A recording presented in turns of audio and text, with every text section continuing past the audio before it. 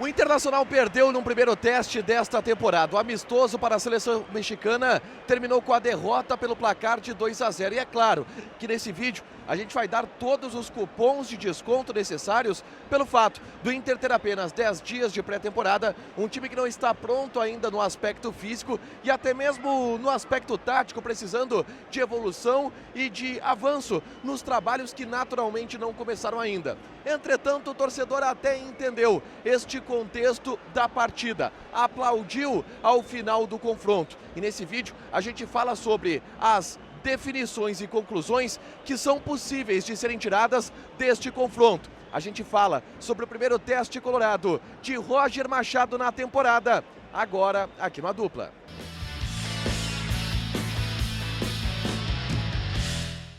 Tudo bem, gente? Obrigado pela participação aqui. Não esquece de deixar teu like, te inscrever, de ativar as notificações. O Inter perdeu por 2-0 para a seleção mexicana. Mas a gente vai tentar, por um momento, deixar o resultado um pouco de lado para que a gente possa entender a atuação. O que dá para tirar de base desse confronto contra a seleção mexicana?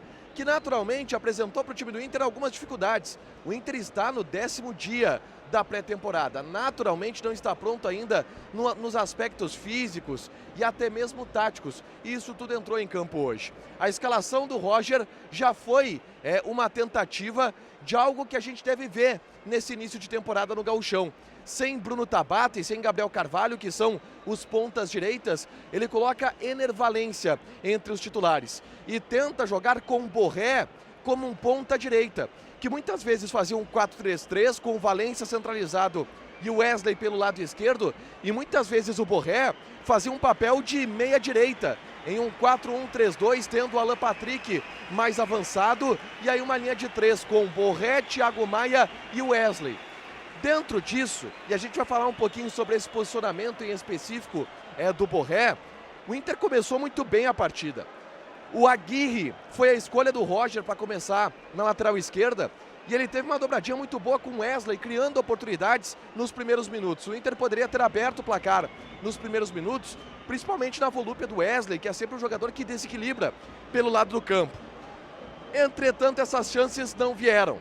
E a partir dos 25 minutos, a gente viu um Inter já perdendo um pouco o gás, o que é até natural em função de, repito, o 10º dia de pré-temporada.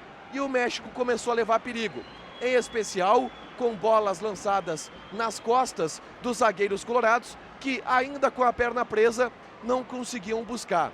Ainda antes disso, o Inter apresentou um problema que talvez seja o principal ponto que a gente precisa observar com preocupação ou com cuidado em relação a esse time.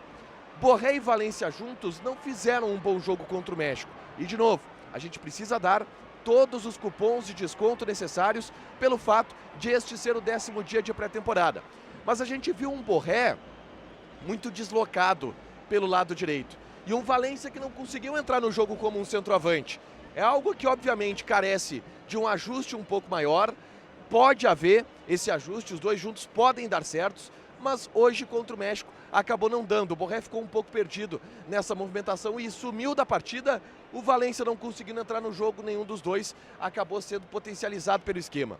As boas atuações que o Inter teve foram com o Wesley, em especial nessa parte dos primeiros 25 minutos.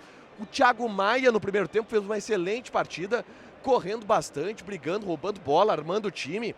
O Alan Patrick, enquanto teve perna, conseguiu organizar.